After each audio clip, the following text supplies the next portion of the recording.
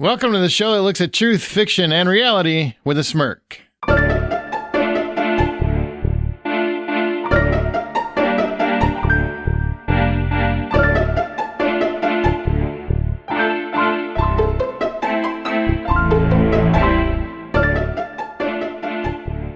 I'm Aaron Peterson. I'm Amanda Sink. And I'm Zack Parkerson. And welcome to Smirk. Each week, one of our hosts introduces an original story, which we then use as a springboard for spirited and lighthearted discussion on whatever the moral or theme is.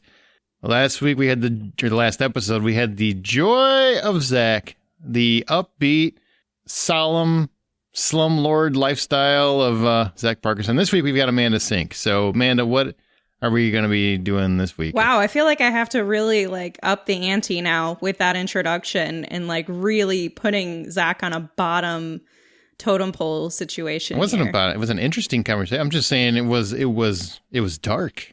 There were demons or something. He does go dark. Or something.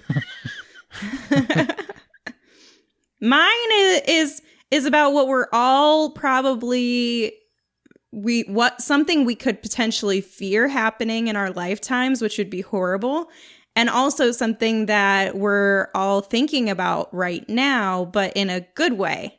Oh, About how they really messed up the last season of Game of Thrones. Yeah. That's exactly it. How did you know? I can't get it out of my mind. Zack, let's take a stab at this before she tells her story. Let's see if we can get boy. close, okay? You're so she not said going this is what we're all thinking about, right? And what was the other part of it? Well, it's more of an activity, something that we're all probably doing right now. Okay, so We're Zack, thinking about doing. we're all thinking about doing. And it's something that we could fear being taken away from us. Okay, Zack, take a stab at this. What do you think the topic's going to end up being? I can only think naughty things. Is that what you're thinking about doing when recording a podcast? Yes, of course. When I hear both of your dulcet tones. Weird. That's very weird. It's weird. I'm about to get James Gunn for that joke. All right. I assume COVID. Is it COVID? No. Well, don't spoil Amanda. Oh, thank God. Amanda can't tell us yet. Oh, I'm sorry. Maybe. I'm glad it's not. Man, if I had to hear one more podcast talk about COVID-19, I'll lose it. It's not anything about that. Yeah, I would probably guess our freedom's being taken away because of too much government control. That's what I'm going to go with. Yeah, you tell the man. That's what's up. Let's find out. Yeah, let's find out. Let's hear hear the a story.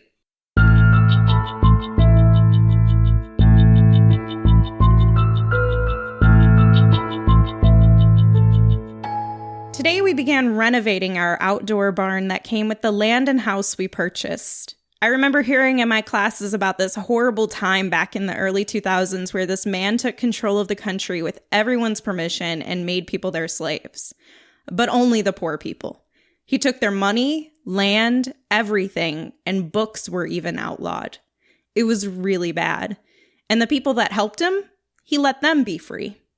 Most of them died before he did, but there was one woman who saved the rest. No one really knows how. I mean, there's rumors, but that's all they are, you know. So anyway, as I was tearing apart this barn, I found this book. I started reading through it and thought it was fake, but I thought it might be real. It made me decide after reading, I want to record myself making a diary using my hologram replicator. Here's my favorite page. May 3rd. You watch too much TV. Go read a book. I haven't heard that being said in a long while. No one makes that suggestion anymore, or else you'd lose a limb. Or worse. We've been enslaved to these people for what feels like centuries, but I can't be. Not if I can remember my life without this. They're horrible to us, and the scars on my body could tell you that story. You'd think we were responsible for something bad happening to them, but all we've ever done is be alive at the wrong time. The man in charge, they believe he saved us all, but that's because they've still got everything they need. He did help, though, for a little bit. Our country was in ruins, absolutely just crumbling to pieces. He found a way to privatize electricity through his company and gave that commodity away for free to the public using a government grant. Good way to get people on your side, huh? Yeah, well, those same people Dimitri was helping are the same people he inevitably took advantage of. The poor, the impoverished, the everyday people. He was smart. He knew he could wrap everyone around his finger, which included every military leader of every branch, and they all bowed at his feet. His dictatorship has reigned for far too long, but those who helped him get here, he gave back to, so the rest of us are just stuck. I had a friend, his name was Stud, because he was the worst carpenter you'd ever meet. He never once actually found it, the stud. Anyway, he used to read a lot too. We were always those bookworms everyone made fun of. And he told me about this book that's out there with only a few remaining copies to be found. And in it lies the truth about Dimitri. Enough to change the way people think of him. Enough to free us. It's been 8 months since Stud told me that and mysteriously disappeared, but I think I found a copy. I have it hidden in the wall. They've broken down anyway, so it makes for good hiding spots. That's where I keep this diary for safekeeping. If I can read it and set us free, I'm going to do it. No matter what it takes, Val.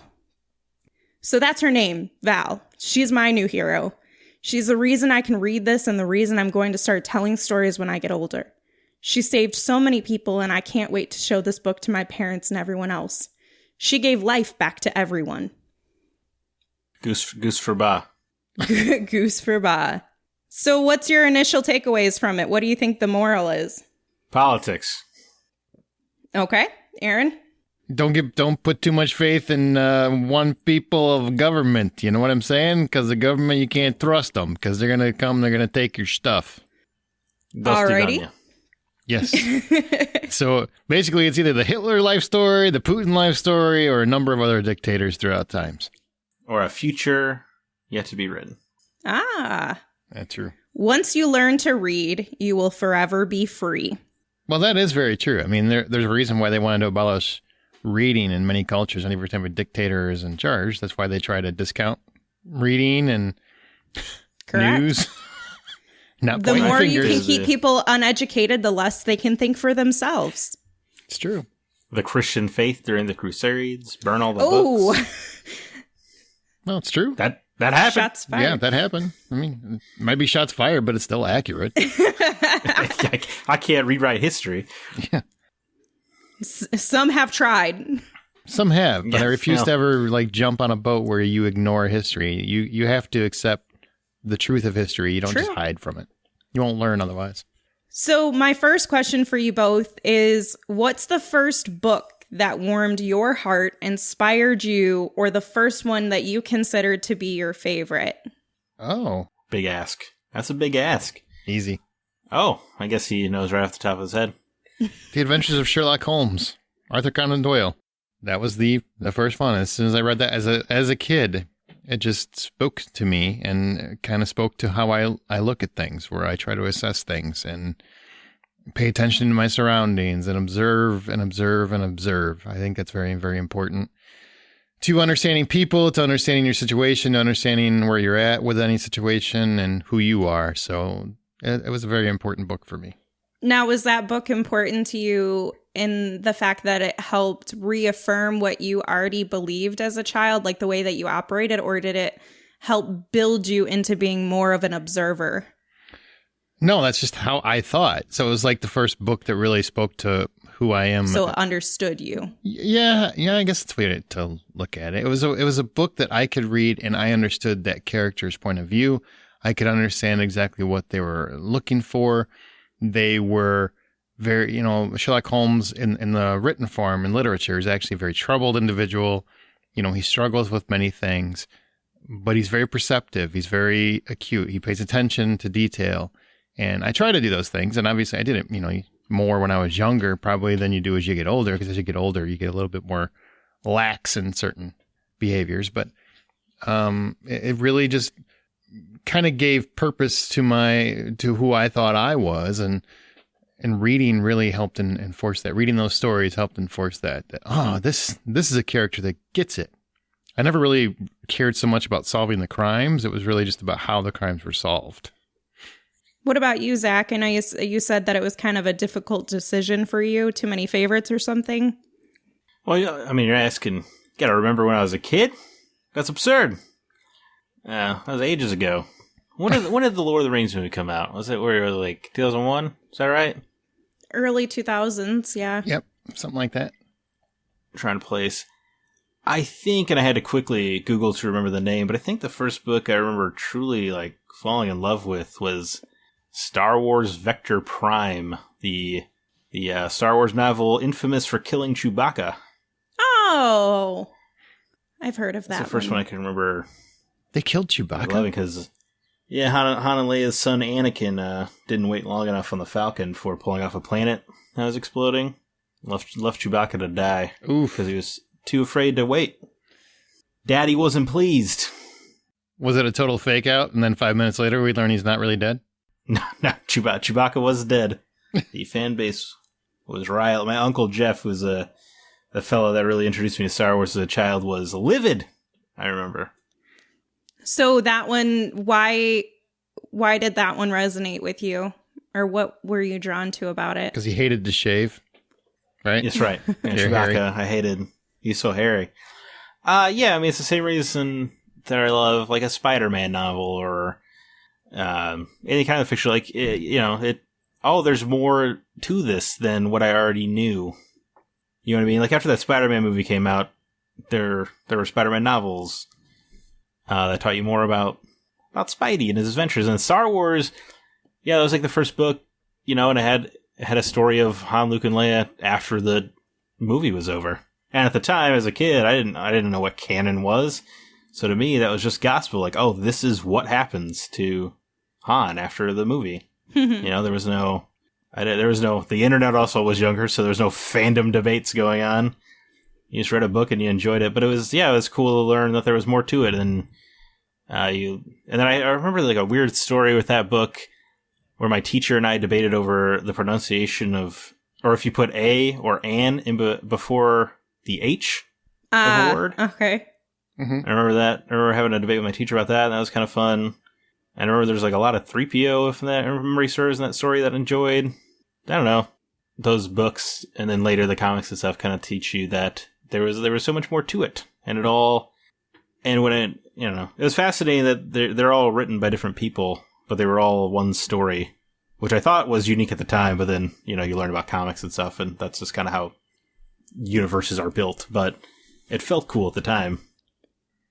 I remember when I was younger and I read this, or I had first heard about this book that my cousin had read, and she was a couple years older than me. And it sounded really horrible and yet fascinating. And so I decided to read it. And I'm sure you've heard of it. And it's called A Child Called It. And it's the story, the Cheery. author himself actually, it's really horrible. He was abused as a child pretty horrifically. And he has more than one book that tells his story, but it's about his time living in this home and the abuse that he endured and the emotions that he felt and the things that were going through his mind. And it was it was very horrible, but it was also a beautiful way to capture the mind of people who are going through something so traumatic. And so I remember reading that, and it was a polarizing tale for me because my cousin was always very Christian and her household was very Christian, and nobody was allowed to watch anything that had to do that was not G-rated. I mean, you couldn't even watch Harry Potter or Charmed or Buffy or anything like that. That was you were in a cult if you were to try to watch it or get interest in any of those properties. You're watching Buffy, but to and somebody read walks about in and be like, abuse, put down the swastika. Yeah, it was pretty bad. And to this day, I think she's still never seen any of those things. And to hear her reading about this story, which to me, that's actual, that's something that actually happened to someone. That's pretty horrifying. And it was just bizarre that she was able to read that. And so I was like, well, if she's allowed to, then I'm definitely allowed to. And so I read it, and it was just something that not necessarily spoke to me in that I could relate to the level of horror that he felt, but just the feelings he was going through, the feelings of isolation and loneliness from a single parent, and the things he was going through I could identify with. And it made me want to help people more in a different way than I had experienced up to that point in my life, obviously, because I was fairly young. And it's just one that's always stuck with me. And whenever I think about kids and I see parents and the way that they're parenting their children, and I see how awful some of them are, I'm just reminded of this terrible story that's so true in so many different households across not just this nation, but in the world. And it's as bad as that is, it also helps remind me why we need to do more to help those kids that are stuck in a bad position. Like, even though they might not be the best kids, you have to also consider the circumstances that they've been built around. And so, yeah, I love that book for a lot of reasons. So what an interesting book to read as a child. Yeah, it was bizarre that was something that, and that's why I was like, it can't be that bad if my cousin read it, but it was pretty brutal, very brutal. I mean, like, his family put him on top of a stove and turned it on and just burned his body while he laid on top of the stove. Maybe he was tanning. Oh, that's horrible. Here's what I would say. You're speaking about books. That shows how powerful books are, and people perceive them in different ways. Like you read, and a book inspires you to help people to go and do other things based on whatever the reaction was. You know, I read a book, and it spoke to me because it helped me understand who I am as a person and kind of why I do some of the things I do. Zack read it, and it was more of an escape mechanism. So, I mean, everybody reads for various reasons. And by the way, Zack, you mentioned comic books. I totally count comic books as books. I hate when people say that doesn't count. It's literature. There's a lot of great stories in comic books and a lot of escapism too. So that's the fascinating thing, because everybody reads for different reasons and they get different things from it, but it's just as powerful no matter what the reasons are, just different ways. I think that's fascinating. And so that actually takes me to the next question that I wanted to ask you. How would your life change if you, like Val and the rest in her story and her time, were no longer able to read books, comics, literature, Facebook posts, whatever it is? Oh, God, you just couldn't read anything. Well, social media, honestly, I think would help people. If you just force them to go back to books, I think that would really actually help, because people don't. And I don't say that like in a flippant way. Well, I guess I kind of do, but I mean it seriously. People don't read information anymore. They only read headlines. And a lot of that has to do because there's so much stuff. They're overwhelmed with content. There's just so many things. They don't have time. They don't want to read a whole article. They don't want to read a whole book. They want to just read the headlines, have a reaction, move on to the next thing. And they feel like that's their social circle. And I get that, because a lot of people don't have a ton of friends, and so they go online and they do have a ton of friends. So, you know, that matters. So yes, I think social media is definitely a factor. But in terms of reading itself, no books, no recipes, no comics, no subtitle. I mean, you wouldn't be able to watch TV or movies. I would not want to live that life. I mean, really, not that I couldn't go without reading. I would actually be more hurt if I couldn't write, because I'd rather the words come from, I want the words to come out of me just as much as I want them to go into me. That sounded gross. But that's what she said. In terms of actual reading, I can't fathom not being able to gather information. And I mean, like, real information. I can't just I can't just see a headline and think I know something. I actually have to research it. I just that's part of me. I have to know the facts behind something. I never form an opinion based on a headline or what somebody else tells me. My own mother could tell me something. I'm not basing an opinion on that. I'm going to go look at exactly what the details are. I mean, I might get a little more weight if I'm, teetering if my mom has an opinion. But overall, I'm going to research it. I want to know what I think. And that's very important to me. So you can't read. You can't find a lot of that information out. Now, I guess you could still have news reports and whatnot. And I hate to... Nope, no reading. You're not allowed to read. News reports would not be reading. It'd be watching somebody report the news. So...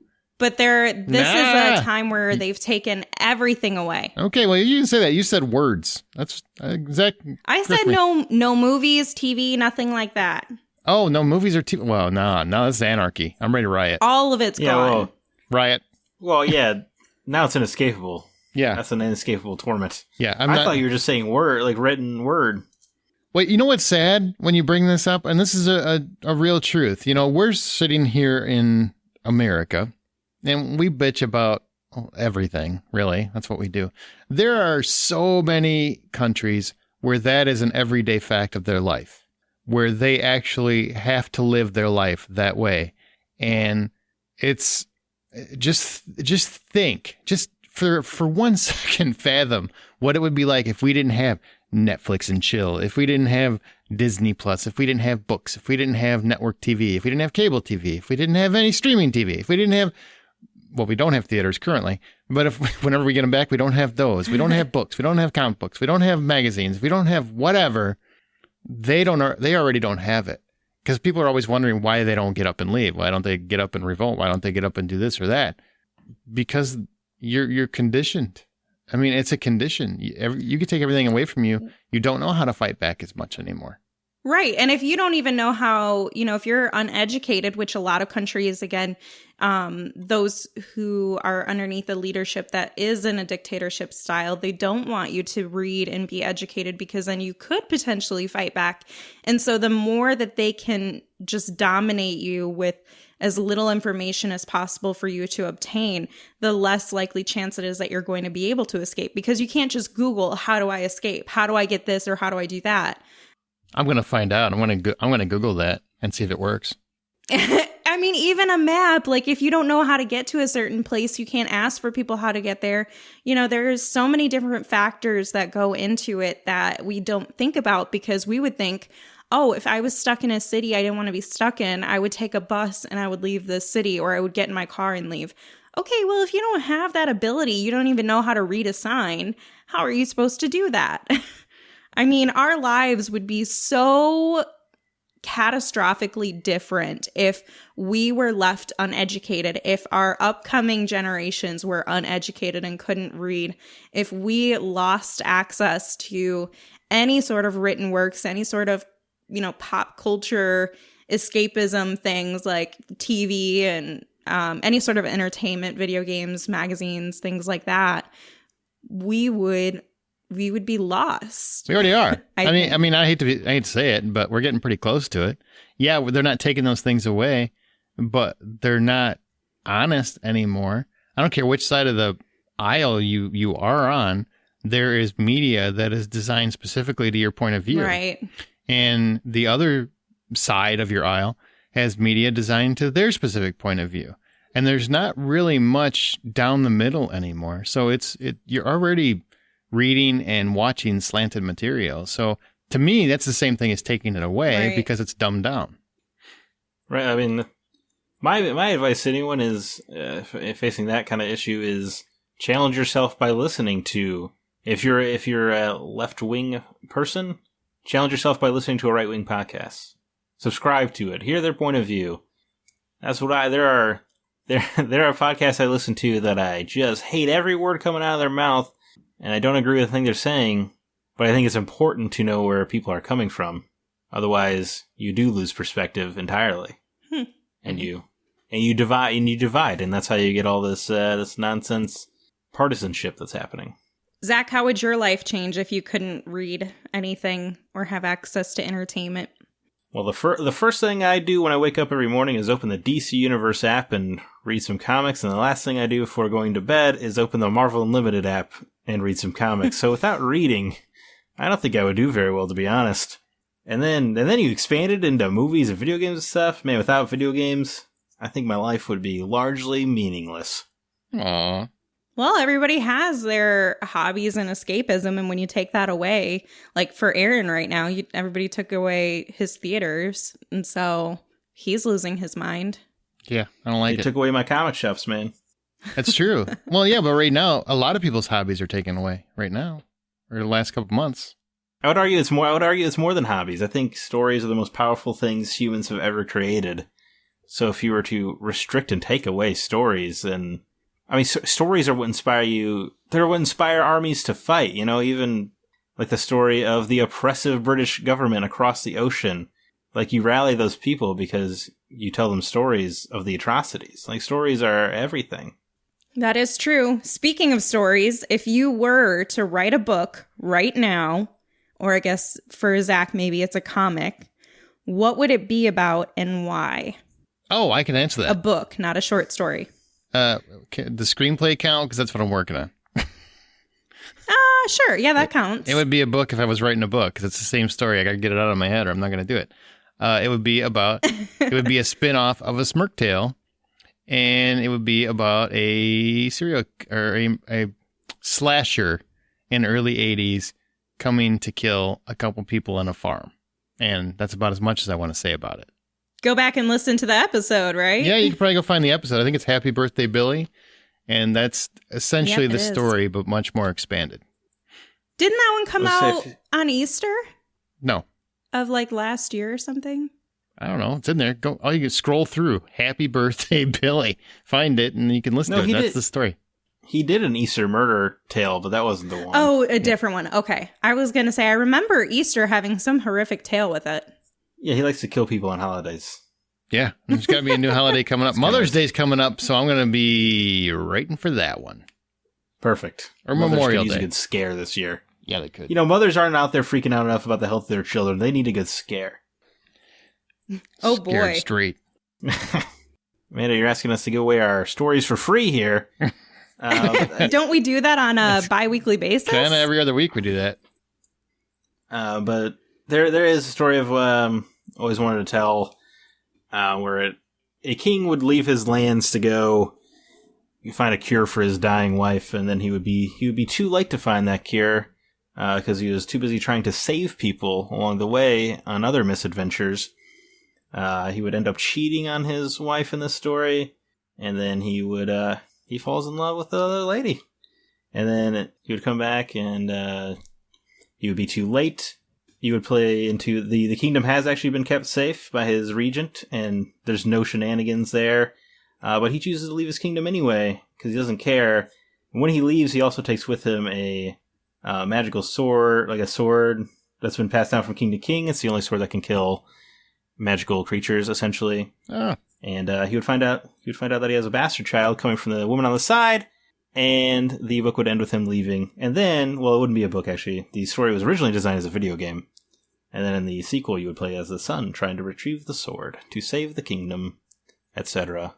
Interesting. And you would find out all kinds of things about when you play as the son in the sequel, you would find out that every single party member the king was traveling with was a horrible person, and you would learn why. But in the first game, they would all appear to be heroes to the king. I like it. Thank you. I do too. Sounds interesting. Get that game made. So magnum opus, man. Sounds like it. Sounds like two games. I'm not as creative as the two of you where I am inspired to write fictional tales as much, but I think it would be really fun and probably rewarding to me if I could write a book of true stories of survival, like people who have gone through some remarkably probably traumatic or interesting stories and how they overcame that and where their life is afterwards, because I feel like everyone has their own stories regarding that. Maybe it's something in childhood, maybe they just grew up in bad areas and, you know, the chance of success for those individuals is pretty low, but here they are as like a CEO or, you know, own their own business or whatever it is. And being able to share kind of those glimmers of hope would be pretty cool. Sounds good. See, I don't want hope in my stories. We know. We know. We are well aware. There's no concern of there's no fog in that horizon for us. We get it. Very clear. Very Definitely. Well, what do you think? Is my story truth or fiction? Truth. Well, I would have thought truth, but she said something about a holographic projector diary, so I got to go with fiction. It is fiction. Some bitch. I appreciate that you thought that my story was written well enough that it could be true, though. I mean, you're talking about dictators. They're around. So, I mean, I get it. There have been a few. Yeah. That's funny. It's not like they're not still prevalent all over the world. And no, people, we don't currently live in a dictatorship. But it can slide very quickly. It really can. So it can. Oh, it has to start with, you want to save the economy? We got to get rid of the old. And then things just go from there. Whoa. Let's take it easy, brother. All right. Finally, what is the title of your story? What's the title? The Outlaw. The Outlaw. The Outlaw being the books. Sure you don't want to rename it to The Outlaw King for SEO sake? Why would that? Because What it's is the connected to Outlaw Tiger King.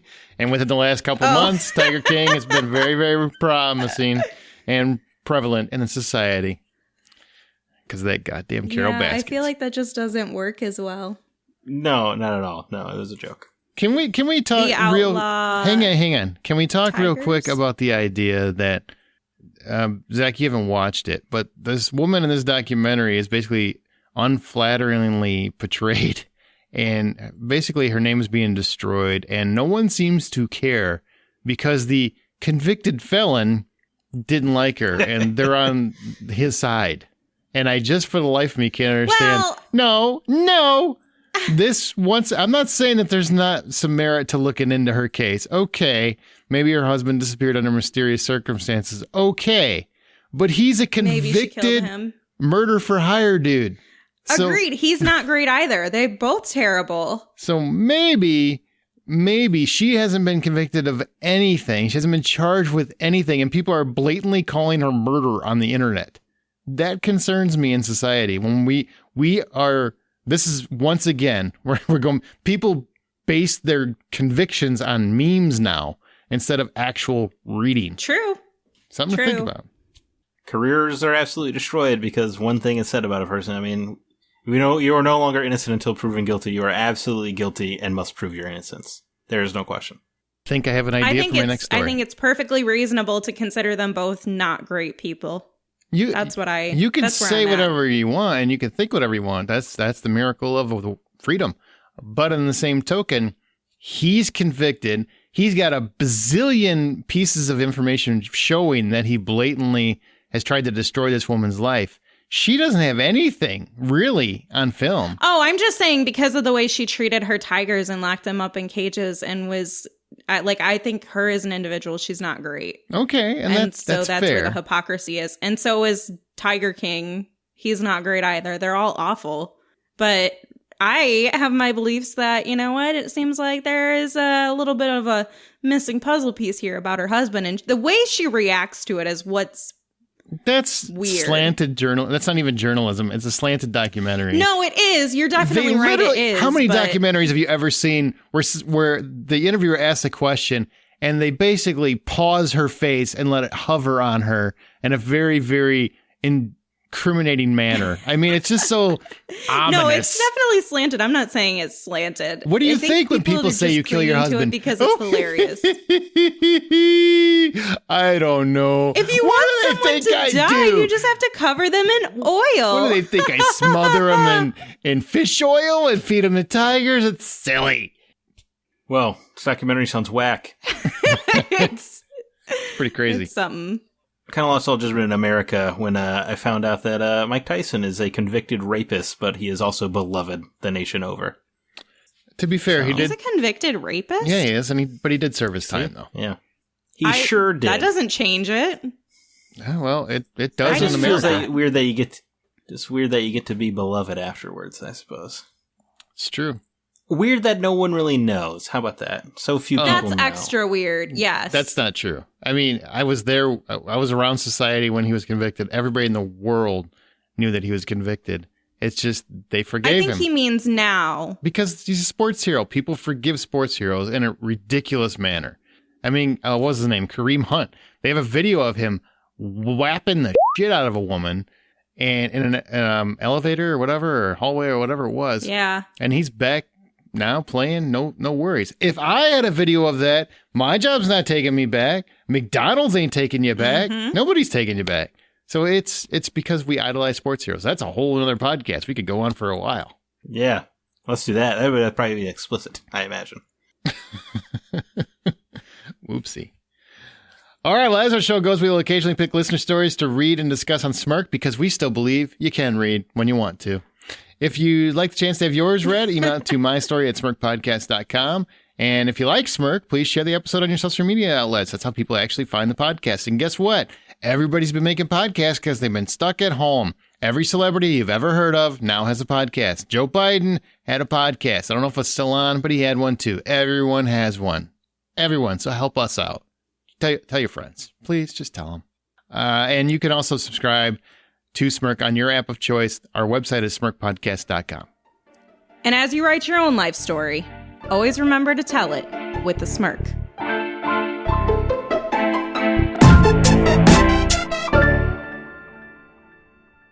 So what do you give America till reading's banned? About 15, 20 months? Banned? I don't know. I put 2068 in the year for my story. Feels right. It doesn't feel right. Feels good. They can't take my comics from me, man. Would you revolt if they did? Or would you pout? I hope that I have the fortitude to revolt before it gets there. Zack's like, I would heavily pout and draw pictures of people revolting. Stick figure pictures. Right. I started being a graffiti artist. That's how I would revolt.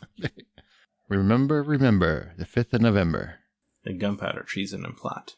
I know of no reason where the gunpowder treason. That's a good movie. It's a great movie. All right, we're done. Voila! In view, a humble vaudevillian veteran cast vicariously as both victim and villain by the vicissitudes of fate. This visage, no mere veneer of vanity, is a vestige of the vox populi, now vacant, vanish. It's